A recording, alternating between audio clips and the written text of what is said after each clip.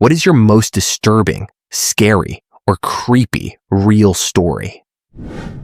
I was 17 and had just gotten my driver's license. Back in high school, my friends and I made it our mission to find abandoned houses where we could hang out and throw parties. We had a few good options, but the ultimate find was this massive, unfinished house. I used to pass on my way home from work. It was just a shell of a mansion with a huge backyard and no signs of life. I told one of my friends about it, and one evening, before going to see a movie, I decided to show him the place. It was around dusk in the summer, so my headlights were already on. I pulled up to the front of the house, and we were there for maybe 10 seconds before turning around to head back toward the main road. About a minute later, a big truck came up behind us, its high beams glaring and riding dangerously close. My friend and I noticed, but tried to ignore it as we continued toward the main road. At the intersection, I turned right, but the truck suddenly cut through the gas station at the corner and blocked our path. Out stepped this huge, intimidating man, built like a tank, and my friend and I were instantly terrified. He knocked on my window, and I cautiously rolled it down. What made it even creepier was that this was normally a busy road, yet at that moment, there wasn't another car or person in sight. He asked what we were doing at the house. I quickly lied and said we were just making a U-turn. He stared at us for a few seconds, then smiled slightly and told us to move along. To this day, the house is still unfinished, and I can't shake the feeling that something shady is going on there. Maybe even a front for something illegal. Story 2. I wake up. The clock reads 3:34 a.m. I'm 17 in my bedroom. It's pitch black, but I hear rattling downstairs. Terrified, I tiptoe toward my parents' room. Empty. Where are my parents at 3:34 a.m.? I head to my brother's room. He's usually up all night, but though the light's on, he's not there. So whatever's making those noises downstairs, it must be them. Why are they awake? Did something happen? I go downstairs. In the middle of the living room, 2 men are stealing our TV. No one else is in sight. My heart races. I sprint upstairs as quietly as possible, lock my door. And suddenly, someone starts banging on it. I jolt awake. It was just a dream. Relief floods in. The clock reads 3:34 a.m. Again. Shaking, I decide to go downstairs. To prove to myself it was nothing. In the kitchen, the 2 men are there, screaming at my parents and brother. I bolt upstairs, lock my door. And 10 seconds later, the banging starts again. I wake up. 3:34 a.m. This time, I'm sure I'm really awake. I didn't sleep again for nearly 36 hours. Edit. A lot of people mentioned lucid dreaming. I actually spent much of my teens and early 20s practicing it, after years of terrifying sleep paralysis episodes. Back in 1998, I found a message board that taught me how to control my dreams, at least enough to have fun with them. The story above wasn't sleep paralysis, but it's typical of the nightmares I used to have. Strangely, I don't get nested dreams anymore and haven't had a successful lucid dream in years. My guess? Hormones. Story. A few years ago, I was walking through the woods, a little off the beaten path, when I caught this overpoweringly sweet smell. Curious, I pushed aside some undergrowth to take a look and found a dead body. The man had clearly been there for quite some time. He was swollen, discolored, green and black, and in a state of decay. The local wildlife had also been feeding on him. I called the police, and they told me to wait there until they arrived. Being in the middle of nowhere, it took them a while to get to me. The sun went down, and before long, I was just sitting there in the dark, alone with him. It turned out he had taken his own life.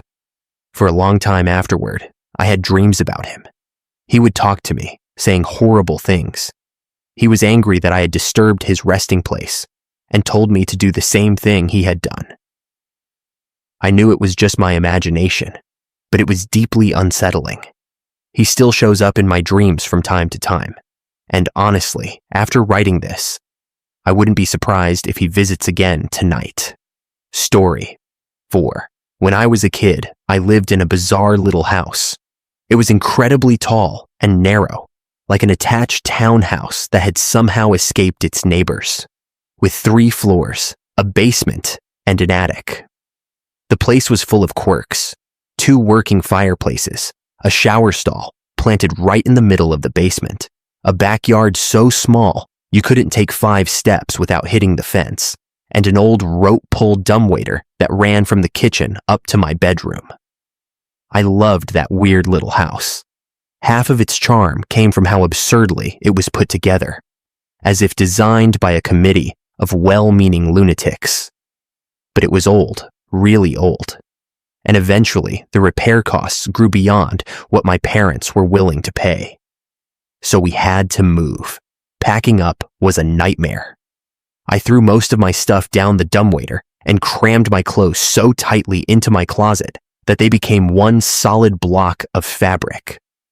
While cleaning that closet out, I found something I'd never noticed before: a small attic hatch in the ceiling. Being a curious kid, I pulled it open, climbed onto my makeshift clothes brick, and began my first and last exploration of the topmost part of that strange little house. The first thing I noticed was that it wasn't as dark as it should have been.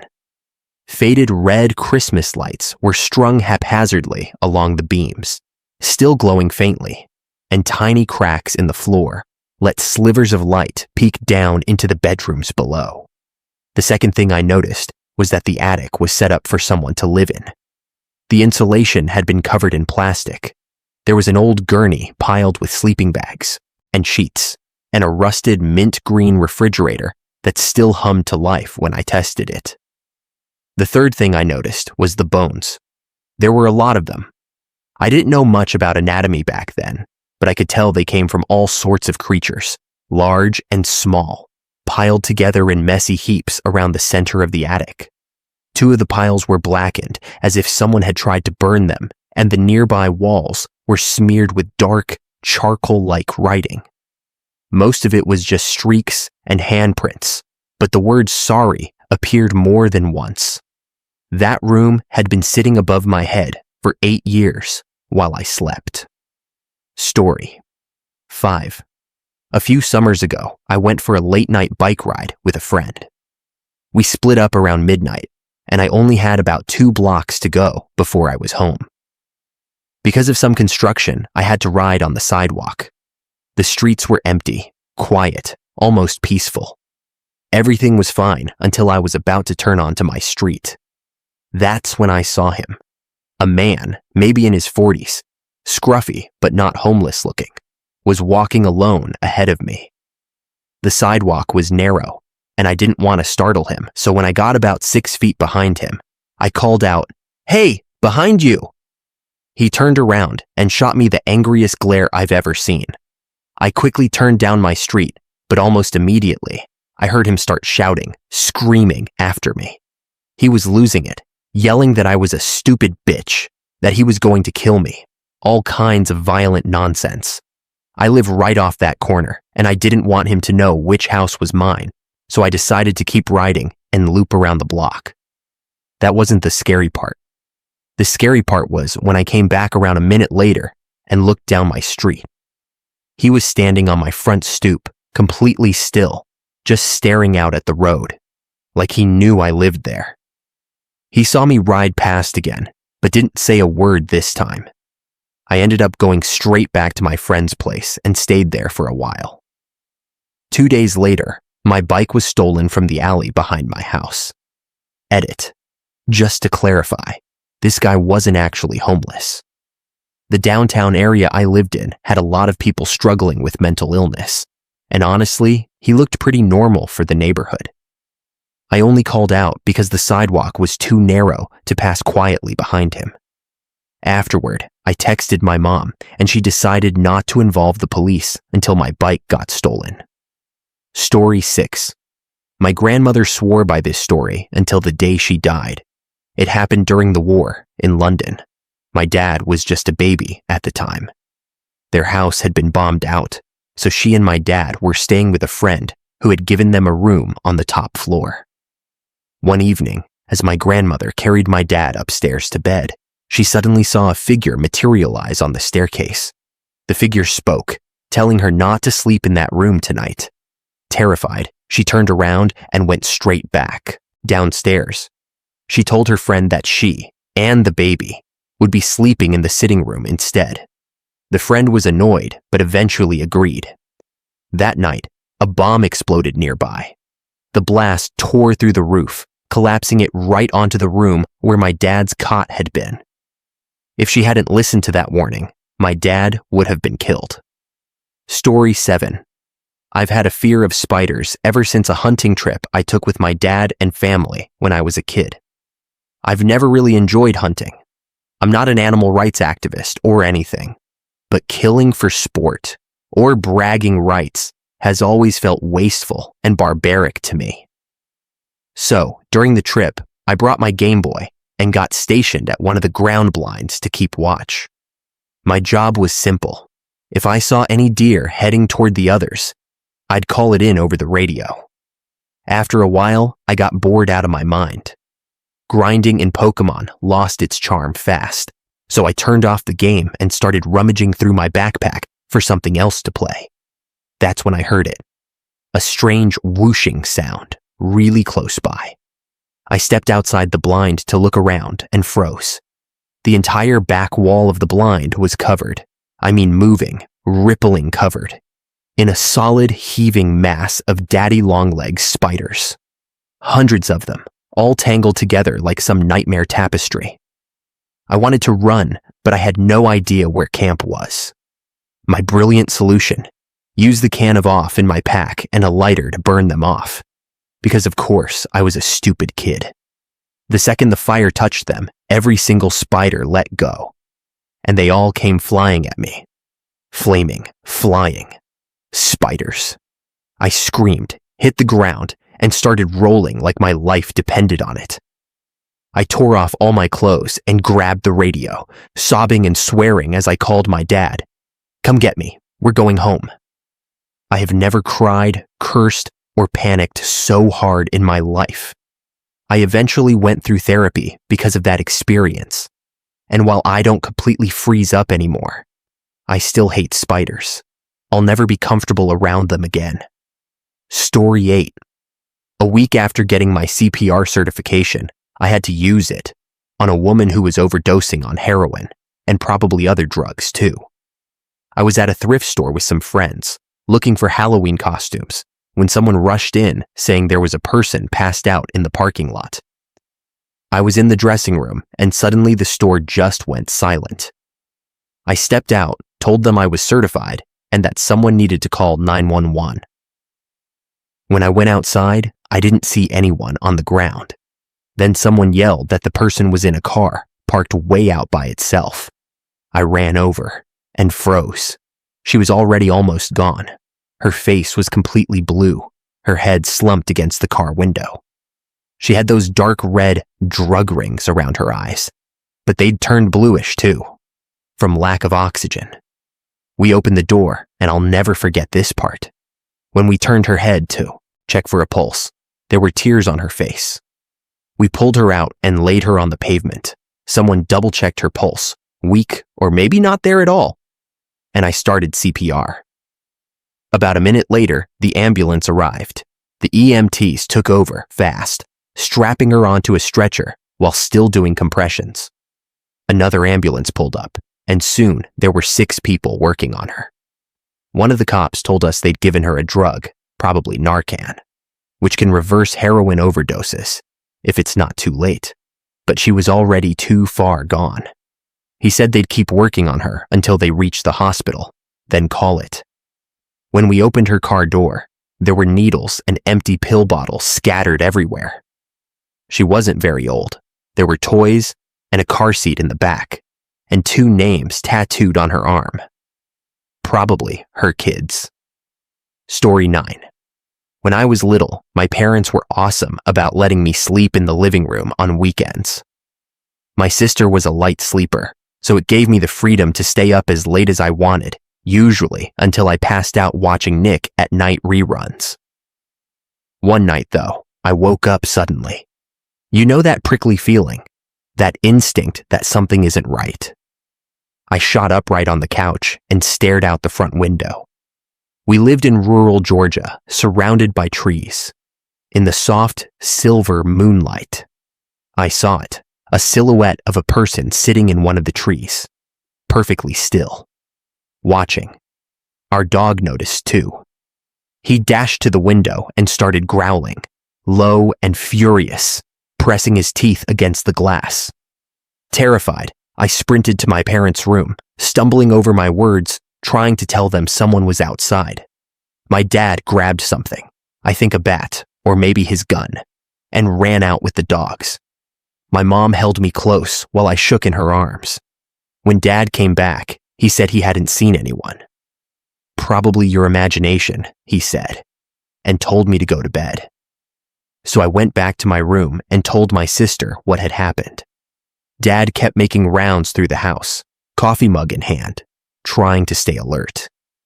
Eventually, I started to calm down. I remember thinking, okay, it's fine. I can sleep now. But then I saw him again, outside my bedroom window. In the moonlight, I could make out his face, just enough to see him put a finger to his lips, a quiet shh, before turning and sprinting away into the woods. I don't think I stopped crying for hours. Story 10. This story is 100% true. I'm 23 now, but it happened about 10 years ago when I was 13 or 14. Back then, I spent almost every day skateboarding with my friends, Tim and Brandon. One afternoon, after skating for hours, we decided to stop at 7-Eleven to grab some food and drinks before heading home. None of us could drive yet, so we'd skated there and planned to skate or walk back.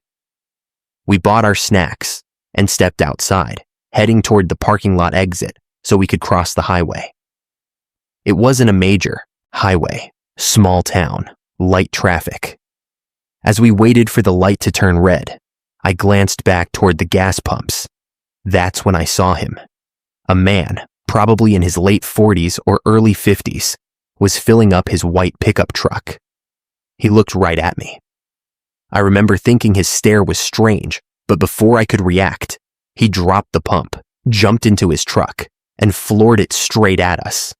He missed us by inches, but the mirror or bumper grazed my arm and sent my skateboard flying. Brandon yelled, "What the hell, man?" as the guy tore out of the lot. We thought that was the end of it. It wasn't.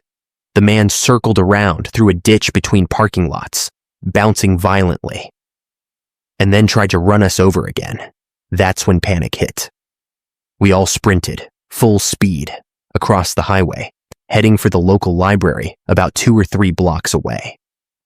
I looked back once and saw his truck barreling after us, his face pure rage. Tim and Brandon ran up to the library doors, but it was Sunday. The place was closed. I veered off toward the woods nearby.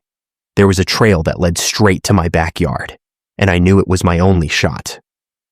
As I looked back one last time before disappearing into the trees, I saw him jump out of his truck. He reached into the bed and pulled something out, either a crowbar or a shotgun. I was too far away and too terrified to tell.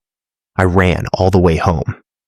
When I reached my street, Tim's dad was outside and yelled for me to get in his car. We were going to the video store where Tim's mom worked. When we got there, I found Tim and Brandon with 3 police officers. A minute later, my mom showed up, crying her eyes out. She thought I'd been caught, or worse. Tim said he'd seen the man running into the woods after me. That still makes my skin crawl because I thought he was chasing them. The guy was never caught. For years afterward, I flinched every time I saw a white truck. Edit. I forgot the scariest part. My town's small, but it's not deserted. There were plenty of people around that day, probably 100 within sight. And no one did anything. I remember that feeling of absolute helplessness, running for my life while everyone just watched. And just to be clear, we didn't provoke him. We were just kids heading home. He tried to hit us for no reason. Brandon only yelled at him after he tried to run us over. I still can't explain it. Story 11. This isn't a supernatural story, but it's one of the most disturbing and surreal experiences of my life. A few years ago, early one misty morning, around 5 a.m., I was walking to my bus stop eating a banana. Half awake, half lost in thought, I was internally debating something trivial, like whether I wanted my Starbucks before or after the commute. As I approached a dimly lit corner on my street, a tall man in a black mask stepped out from a dark alley to my left. Still groggy, I barely registered him until he shouted, "Put down your fucking purse," and raised a gun to my head. Everything snapped into focus. He barked again. "Put down your bags." I raised my hands. Okay, I'm putting them down over here." "Walk over here," he ordered, pointing toward the alley. "Get down on the fucking ground."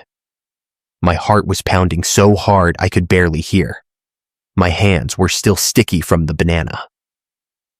Okay, I'm coming," I said, lowering myself to the ground, trying to sound compliant while scanning for a chance to escape. But my mouth wouldn't stop moving. "Look, see, I'm on the ground. My stuff's over there. Please, just take my stuff." He didn't like that. "Shut the fuck up," he screamed, pressing the gun to my head and climbing on top of me. I should mention, I was on my way to coach a high school practice and was dressed in baggy clothes, loose pants, a cap, and a jacket. From a distance, I probably looked like a teenage boy. But the second he got close, I could feel it. He realized I wasn't. He froze, then stood up abruptly and pointed toward the alley. "Come with me."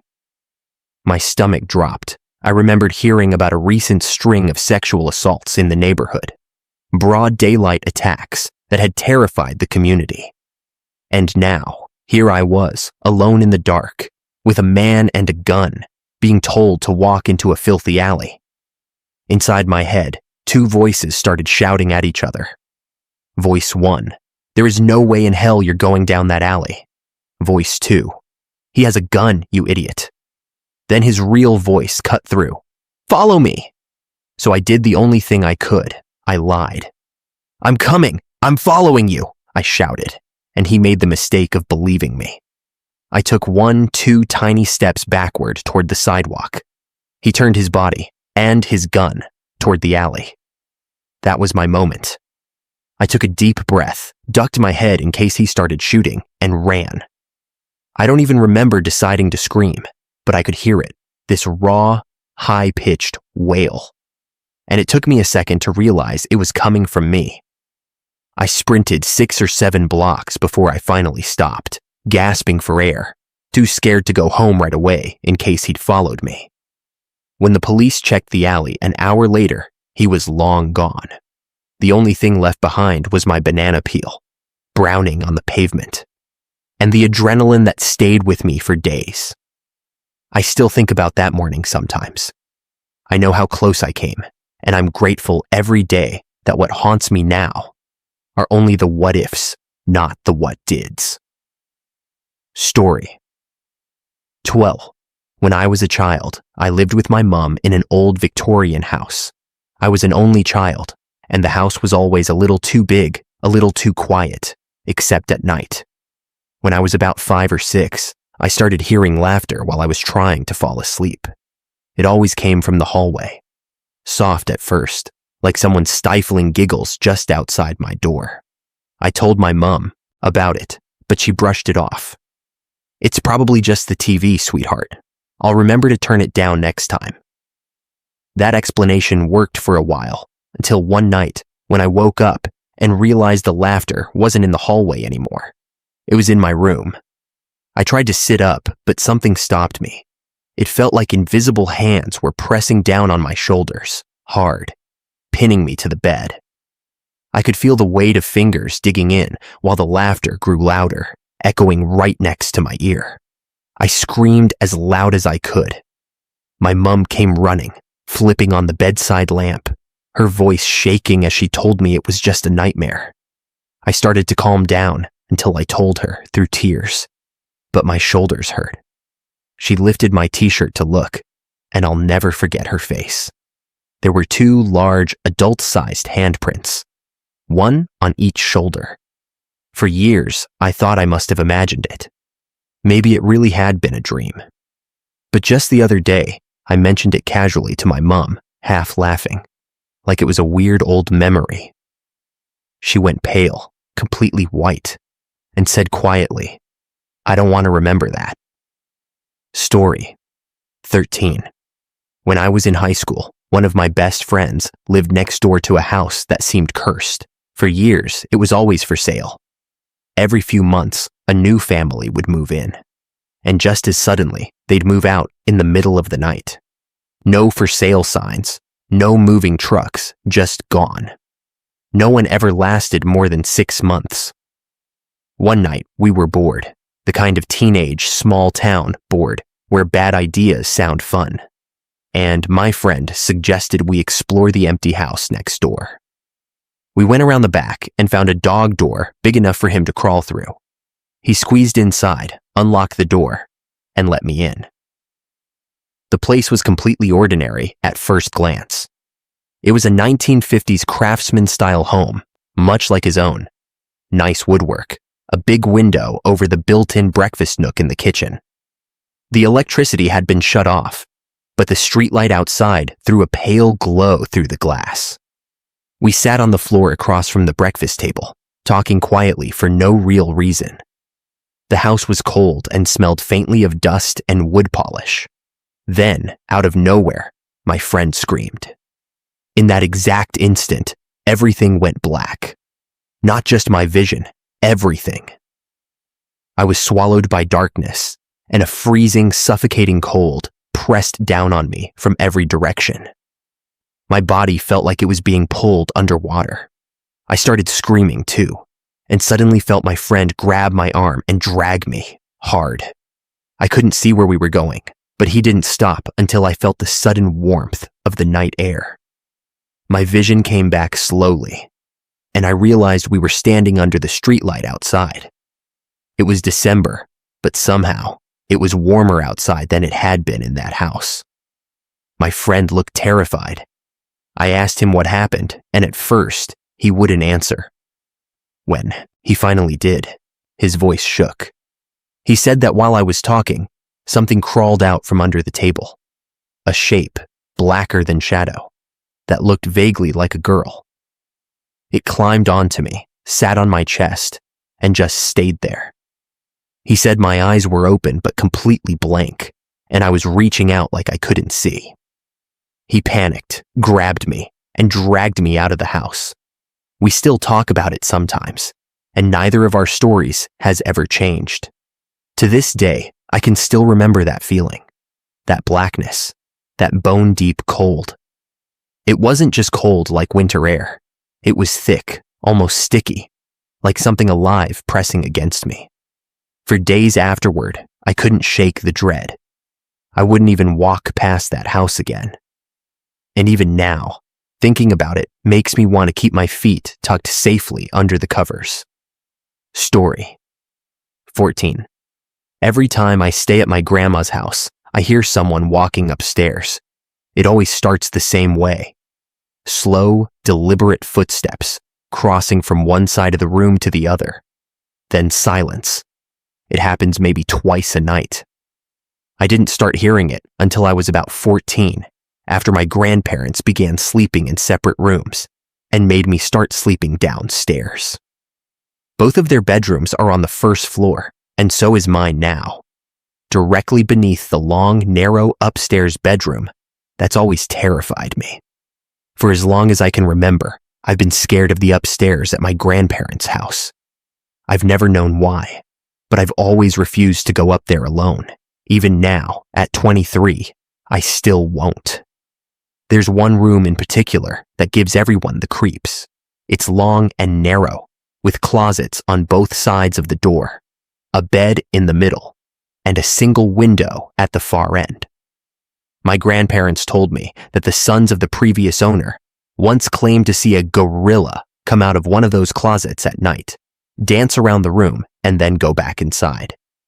I thought it was just a weird old story until I started sleeping directly beneath that room. That first night, all the lights were off. I was lying in bed, still awake, when I heard it. Thump, thump, thump. It started at one end of the upstairs room, the one above me, and slowly crossed to the other. The steps passed right over where I was lying and stopped above the window. I froze. My heart was pounding, and every instinct screamed that what I heard wasn't just the house settling. I knew the sound of footsteps, the slow, casual rhythm, the weight. I ran to my grandpa's room and told him. He said the house was old, that it creaked, but he turned on the dining room light for me, just to make me feel safer. I went back to bed, but my nerves were on fire. I just started to calm down when it began again. This time, the footsteps started by the window, where they had stopped before, and moved back across the room, over me, toward the door. Then silence. 5 seconds later, I heard it. 1, 2, 3, 4, 5. Footsteps coming down the stairs. 6, 7, 8, 9, 10. Then silence again at the bottom of the staircase. Whatever it was now on my floor. I lay there, frozen, staring at the open doorway. The dining room light still glowed faintly through the hall, but it didn't help. My vision began to blur, the room tilting and warping like I was dizzy from fear. Then came the scratching. It started softly, a long, deliberate scrape, and I realized it was coming from inside my room, from my grandpa's wooden gun case. The sound of claws or nails dragging down the door, slow and heavy. Between each stroke, I could hear the faint tap of the door bumping against its frame. I tried to scream, but nothing came out. My throat locked. I forced myself to take a breath and finally let out a single, piercing scream. Within seconds, my grandpa burst into the room. I was shaking, crying, and he still didn't believe me. He said it was just the house. So I did what any sane person would do. I pulled the sheets off the bed, draped them over the side, and slept underneath the bed instead. I wrapped myself in a comforter, put on headphones, and turned my back to the door. If there were ghosts in that room, I didn't want to know. The next morning, my grandpa told my grandma what had happened. She just laughed and said, "Oh, that's silly. You know, your cousin woke me up the last time she stayed here. She came into my room saying, 'I hear footsteps.'" I spent the rest of that week sleeping under the bed. I've stayed there countless times since, and I still hear the footsteps every visit. Always upstairs, always that same slow walk across the room.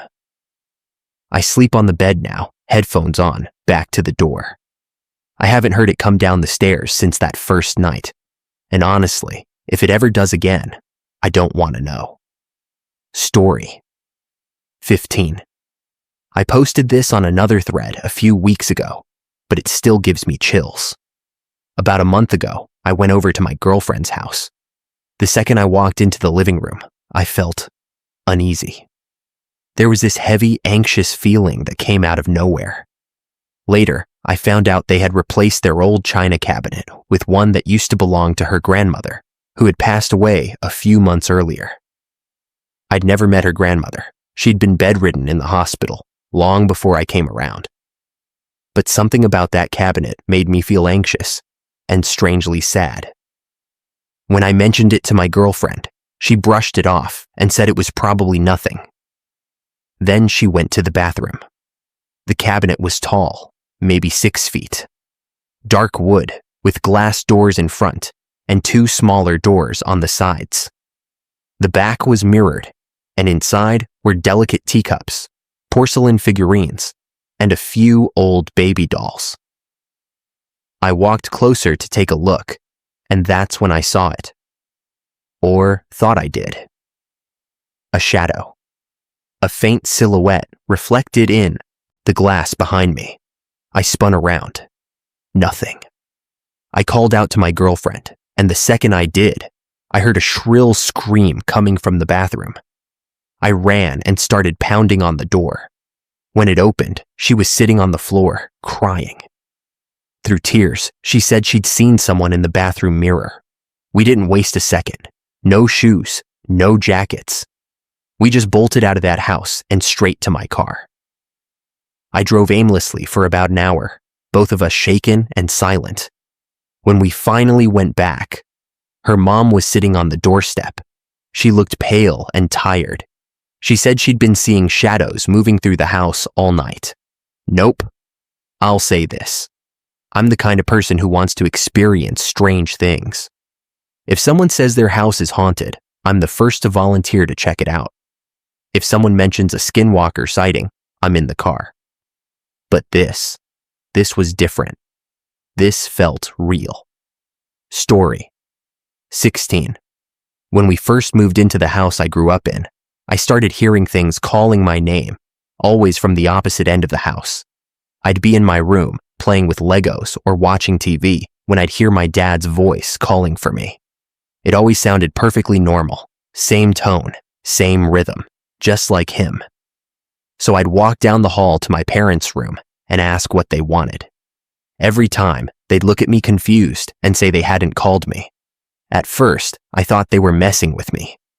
I was a kid, maybe 7 or 8, and it happened often, every couple of days.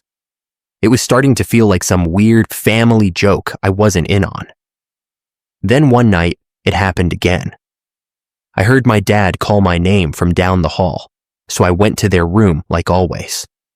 But right as I stepped through the doorway, I heard my mom's voice, clear as day, calling my name again. This time, the voice came from the living room. That's when it hit me. Both of my parents were sitting right in front of me. There was no one else in the house. After that, I stopped asking them about it. I didn't tell anyone for years, not until my brother was diagnosed with partial narcolepsy. Apparently, one of the symptoms can be auditory hallucinations, so I figured maybe I had something similar. I got tested, perfectly healthy. To this day, I still don't know what was calling my name. And when I visit that house now, grown up, long moved out, sometimes, late at night, I still hear it. Story 17. When I was in nursing school years ago, we had a patient who made it very clear that she did not want to be resuscitated under any circumstances. She had signed a DNR order and had spoken about it often. She wanted to go naturally when the time came. Later, she became confused and unable to make her own medical decisions. Her children obtained power of attorney and changed her code status from DNR to full code, even though it went against their mother's explicit wishes. Since they now had legal authority, we were required to follow their direction. One day, the woman went into ventricular fibrillation, no pulse, no breathing. We immediately began CPR and called a code. When the code team arrived, the doctor prepared to defibrillate, but the defibrillator wouldn't work. He tried again. Nothing. Checked the leads, the power source.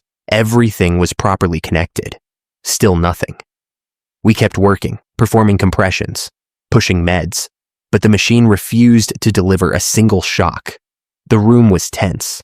Everyone was confused and anxious. Then, just as she passed, the very moment she was gone, the defibrillator powered on and worked perfectly. That defibrillator was checked daily, as required, and had never failed before. Or since. In the end, the woman got what she wanted. She wasn't resuscitated, despite every human effort to override her choice.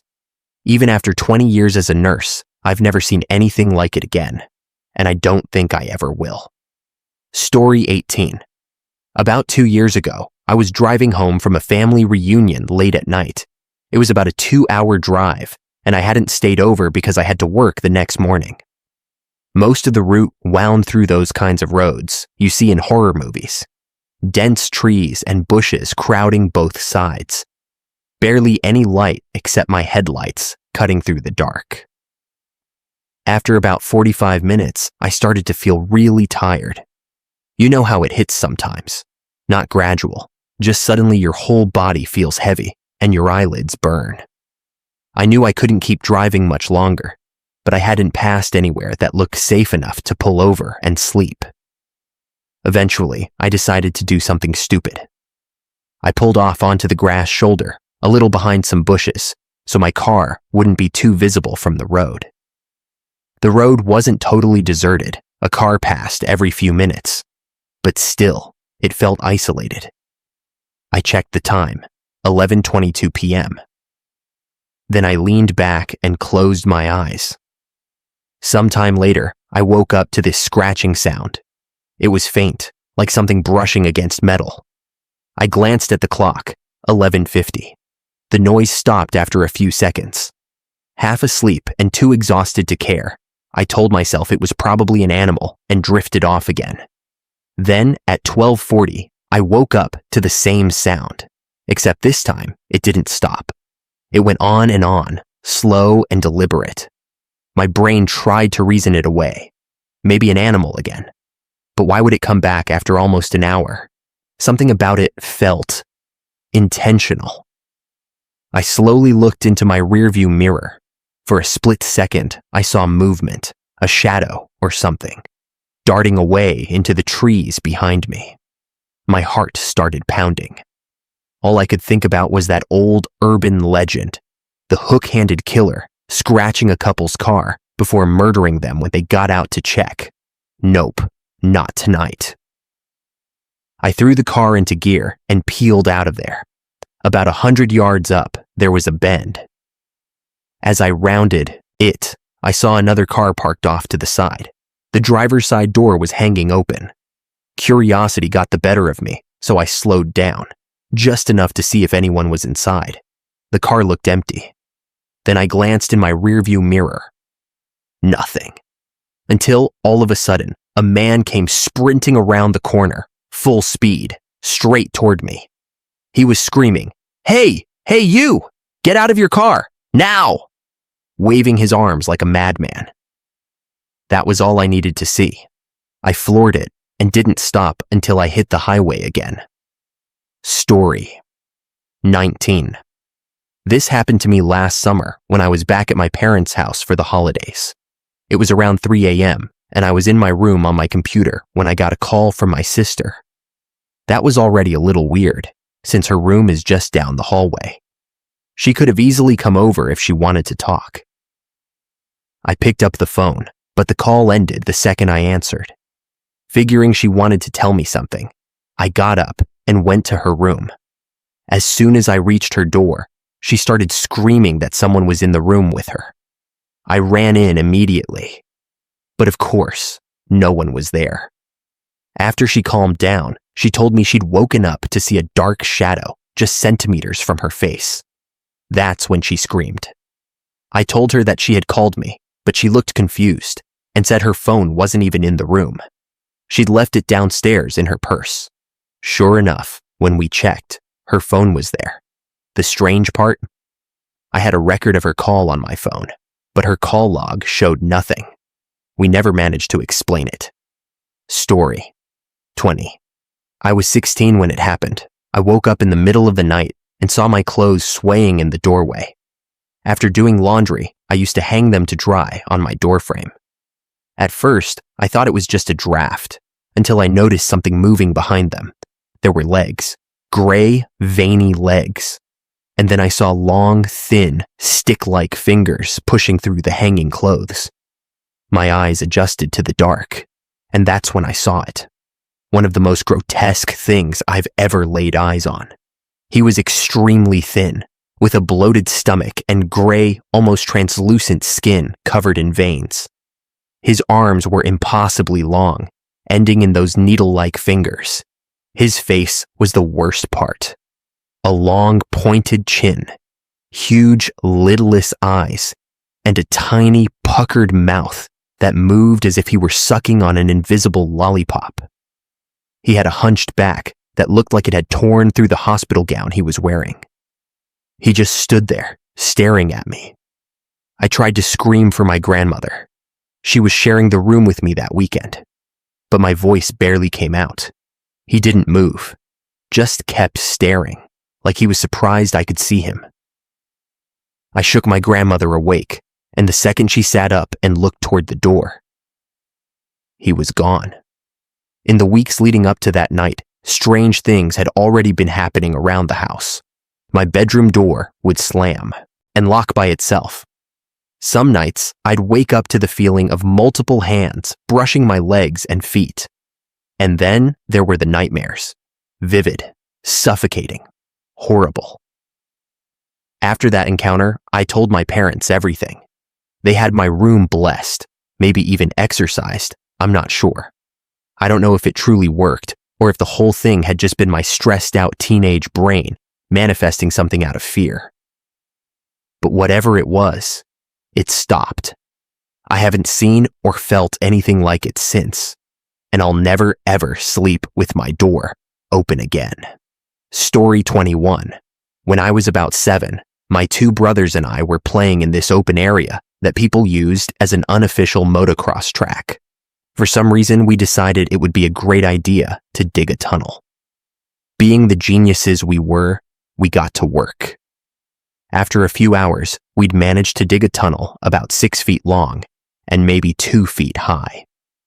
I was the one at the very front, right up against the face of it, when suddenly the whole thing collapsed. In an instant, everything went black and hot. Not just warm, but suffocating, furnace hot. The weight of the soil pressed down on me from every direction. I couldn't move, not even a finger. Panic hit fast. The darkness turned red as pressure built in my head, and every breath grew harder and harder until I could barely inhale at all. My arms were pinned tight against my sides, even though my hands were near my face. I tried to clear the dirt, but I couldn't move an inch. Then I started breathing in the dirt. I coughed, which only made things worse. My stomach contracted, my chest seized up, and suddenly I couldn't breathe at all. But that wasn't even the worst part. The total darkness, the heat, and that red haze made my 7-year-old brain think the same thing over and over. I'm going to hell. I don't know how long I was buried, seconds, maybe minutes, but it felt like forever. Then, all at once, I felt something grab my foot. My brothers had been digging frantically through the collapse and finally reached me. They pulled and pulled until they managed to drag me out. We never told our parents. I just went home, got hosed down, and that was that. Story 22. My house sits farther back on the lot than most others on the street. It's an odd layout. The sidewalk runs the full length of the living room and ends right at the front porch, which opens directly into the living room itself. Huge windows line that wall. They don't open, but they let in a ton of light at the cost of all privacy. One summer, my family went on vacation and left me home alone. Having the house to myself, I decided to get drunk and just relax. I ended up passing out on the couch in the living room around 9. The couch sits directly beneath those massive windows. Sometime in the middle of the night, I woke up suddenly. No idea why. I was freezing.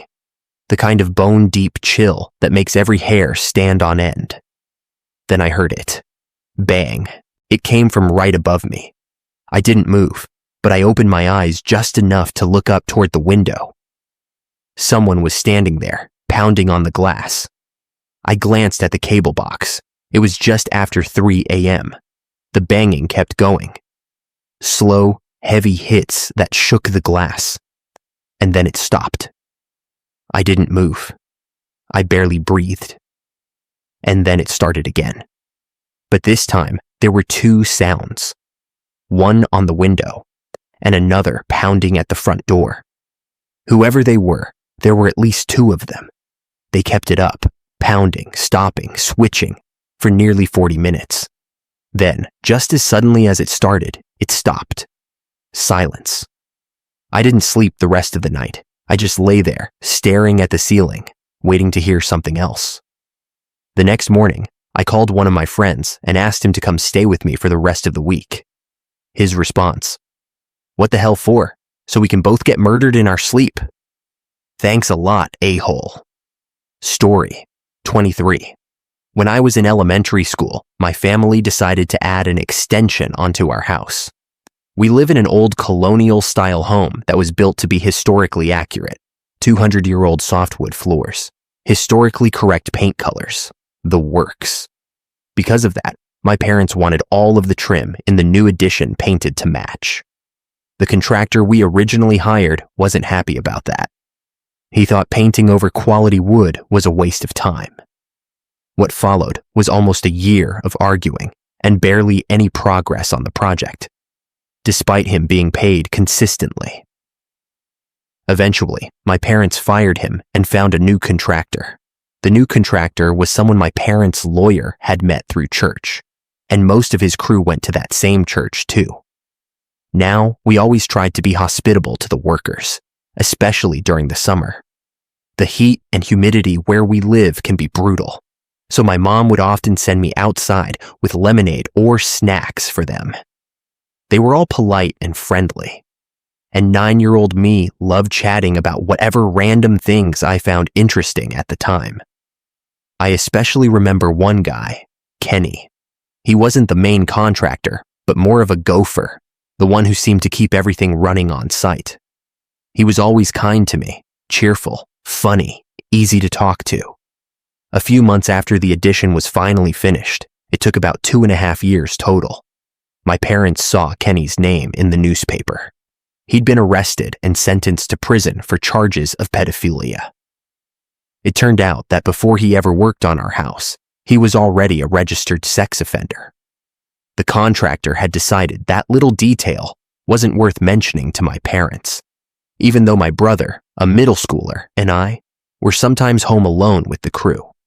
To this day, the thought of it makes my skin crawl. Edit. It's honestly scary how many people have shared similar experiences. I'm so glad none of them were actually hurt, but it's still chilling to realize how many of those people are out there, and how easily they can slip right into our lives without anyone knowing. Story 24. When I was about 13, our dog ran away from home. It happened occasionally. Someone would forget to latch the backyard gate, and she'd wander off. Usually, it wasn't a big deal. We lived in a decent neighborhood, and I could always find her sniffing around nearby alleys where people put out their trash. She was just curious. The moment she saw me, she'd drop whatever she was doing and come running. But one time, I couldn't find her. I searched every usual spot, calling her name until my throat hurt. After almost an hour of walking, I started to panic. I had never gone this far looking for her before, about 6 blocks from home, near a cluster of rental townhouses. I was about ready to give up when I heard a faint yip. There, behind a tall wooden fence, I saw movement. It was my dog. She was muddy, wet, and chained to a post in someone's backyard. She was barking and straining toward me, pulling at the chain as hard as she could. I figured maybe the people who lived there had found her wandering and decided to keep her safe until someone claimed her. She still had her collar and ID tags, so it should have been obvious she wasn't a stray. I went up to the front door and rang the bell. After a moment, an older man, Asian, probably in his late 50s, cracked the door open. "Yes," he said. "Hi," I said, trying to be polite. "My name's Name, and I'm here about my dog. I saw her in your backyard. Thank you so much for keeping her safe." He frowned. "What dog?" "My dog," I said, confused. "The little white one you have tied up out back." His expression didn't change. "We have no dog here." Then he tried to close the door. I stopped it with my foot. "The dog in your backyard," I pointed behind him. My dog started barking frantically again, as if she could hear me. The man looked in the direction I pointed, then back at me. His face twisted into something between annoyance and resignation.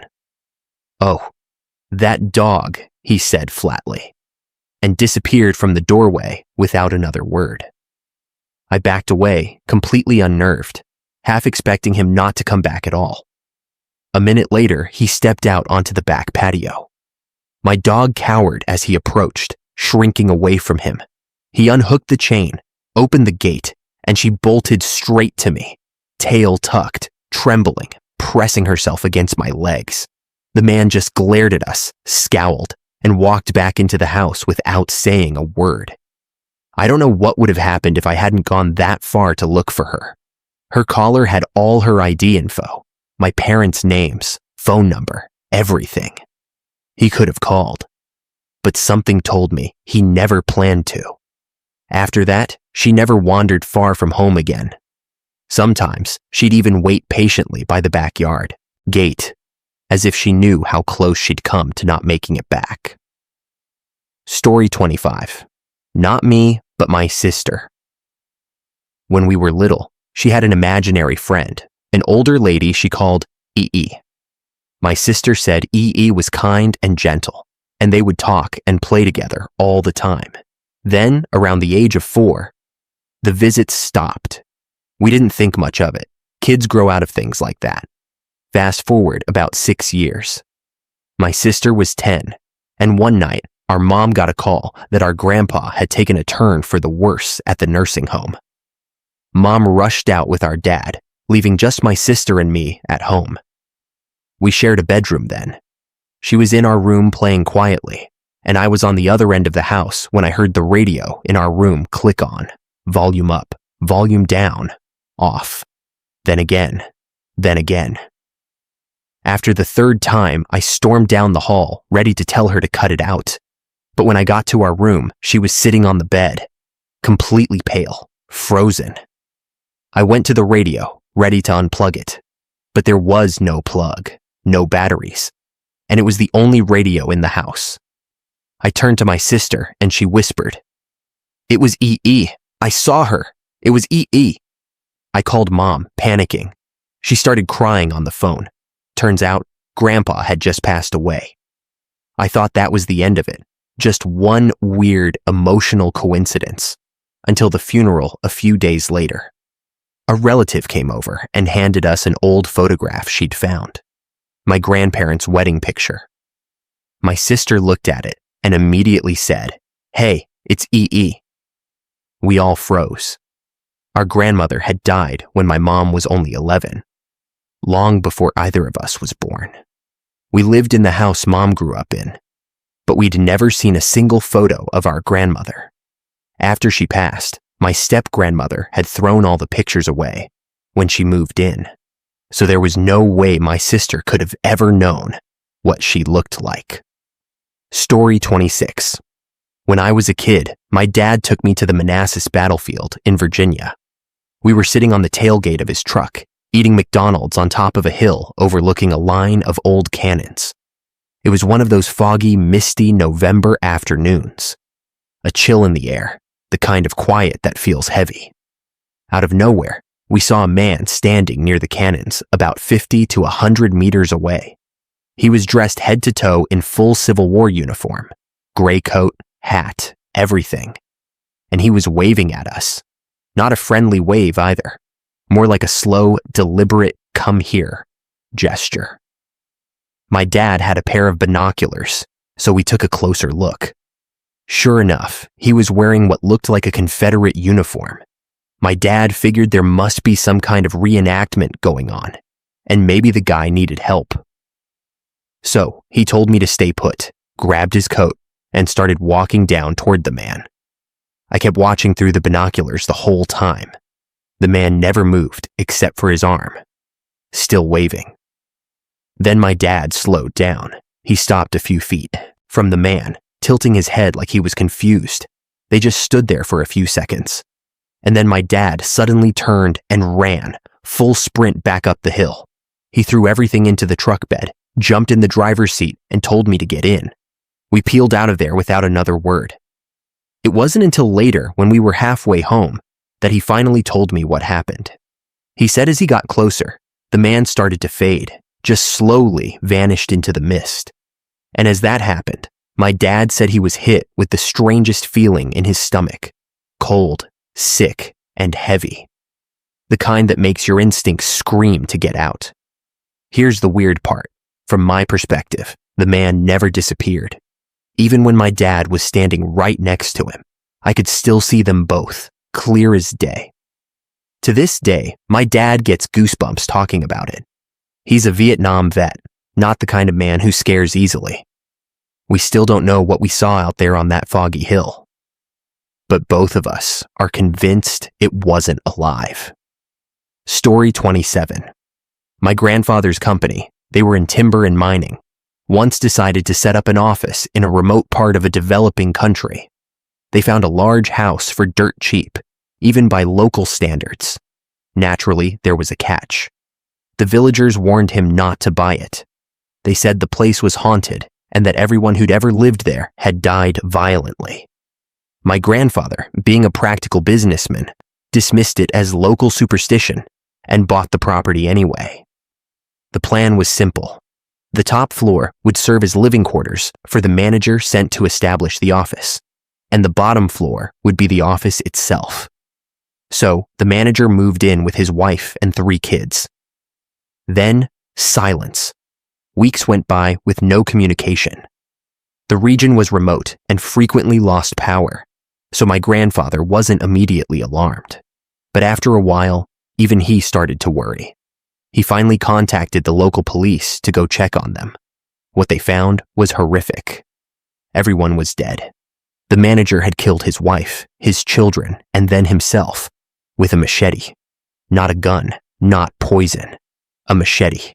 He had hacked his entire family to death and then somehow managed to hack himself to death afterward. It wasn't some half-hearted wrist slice kind of thing either. Everyone had been chopped apart. According to the police report, the entire room was covered in blood. Floor, walls, even the ceiling. Some locals claimed the spirits had thrown the bodies around, which was why there was blood up so high. I had to explain to them about arterial spray and blood pressure physics. Didn't make me any friends that day. The weirdest part? The man had barricaded the bedroom door, using the bed. And not some small bed, but one of those enormous, heavy, antique things that take several people to move. Somehow, he'd shoved it against the door with his wife and kids still on it. The locals swore it was proof of demonic possession. I say it was isolation, stress, and a slow descent into madness. People underestimate what the human mind can do to itself when it starts to fracture. Of course, my grandfather had to make the whole situation disappear. A few well-placed bribes later, and the local police agreed to classify the deaths as natural causes. Don't ask how that was justified. Let's just say bureaucracy in remote areas is flexible. All employees involved were forced to sign NDAs, and the incident never made it to the press. After that, my grandfather tried to find someone else willing to reopen the project. Even though most workers didn't know the full details, everyone knew the previous guy had died there. No one volunteered. Eventually, he promoted one unlucky guy, gave him a fancy new title, and told him he was in charge of setting up the office. The guy quit the next day. Story 28. When I was about 13 or 14, I lived on a farm in North Carolina. It wasn't the kind of farm most people imagine, no bean fields or corn stalks. It was a pine tree farm. We harvested pine straw every year, which meant our house sat in the middle of 550 acres of perfectly aligned, long-leaf pines. The living room had this massive picture window, about 50 feet long, that stretched nearly the entire wall. The house sat on a slight hill, so the view looked out over a rolling sea of pine trees, maybe a mile of them. It should have been beautiful, but I hated that window, especially in winter, when a dusting of snow reflected the moonlight just enough to make everything visible. The dogs running, shadows, moving. It was eerie. One winter weekend, my cousin came to stay. We spent the evening doing what bored country kids do, tossing things into the fireplace to see what would happen. Eventually, we built a fort of couch cushions and blankets in front of that huge window and got ready to crash for the night. Then we heard the dogs barking far away. The property stretched almost a mile, so I figured they were just chasing off some animal. My cousin was staring out the window, not saying a word. "What's up?" I asked. He didn't answer, just kept staring. Finally, he said quietly, "I think I'm seeing things." That, of course, got my attention. I turned toward the window. Nothing at first. Then out of nowhere, we both saw it. A shadow. A person. They moved from one tree to another. Not running, not sneaking. Just walking briskly. It was about 100 yards out. The snow made it hard to tell if they were getting closer, but both of us froze. We didn't freak out, not right away. We kept watching, half convinced our eyes were playing tricks on us. Still, we decided not to wake my dad. He was the kind of man who would have stepped outside in his underwear with a rifle and started shouting into the woods. About 3 minutes later, we saw another shadow. This one appeared maybe 50 feet from the first spot, the same steady walk from one tree to another. Then it vanished behind a trunk. It kept happening every few minutes for what felt like half an hour. Just shapes slipping between the trees. And then, one of them didn't disappear. We both focused on it and slowly realized it was running toward us. We bolted, waking my dad in a panic. He stumbled out, half asleep, grabbed his rifle, and looked out the window. Nothing. We locked every door and window in the house, something we'd never done before. Out there, miles from anyone else, you don't think to lock your doors. But that night, every handle clicked shut. We stayed up with my dad in the living room, staring out that huge window until morning. He never called the police. That wasn't his way. "We take care of our own," he said. The next morning, we went outside. Sure enough, footprints everywhere, between the trees, circling the house, and finally right up to the window. The prints stopped just below the glass, right beneath where my cousin and I had been sleeping. At the time, I realized I wouldn't have seen whoever was there. The living room was about 7 feet off the ground. They'd have been standing directly beneath me, watching. Thank you for watching. If you enjoyed this video, be sure to give it a thumbs up, subscribe, and hit the bell icon so you never miss an update.